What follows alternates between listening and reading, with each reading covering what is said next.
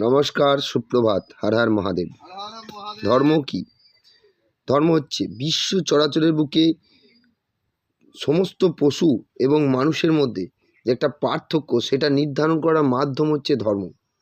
কারণ শ্বাস প্রশ্বাস নেওয়া, খাবার খাওয়া, বজ্র ত্যাগ করা, ঘুমানো এবং আরও শারীরবৃত্তীয় ক্রিয়া করা, সমস্তটাই প্রকৃতির বুকে পশু এবং মানুষ একইভাবে করে সমস্তটা।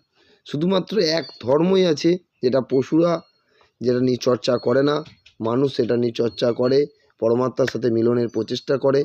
এবং এই যে মিলনের মাধ্যম, এটাই হচ্ছে ধর্ম। আদি ধর্ম হচ্ছে আদি সনাতন ধর্ম।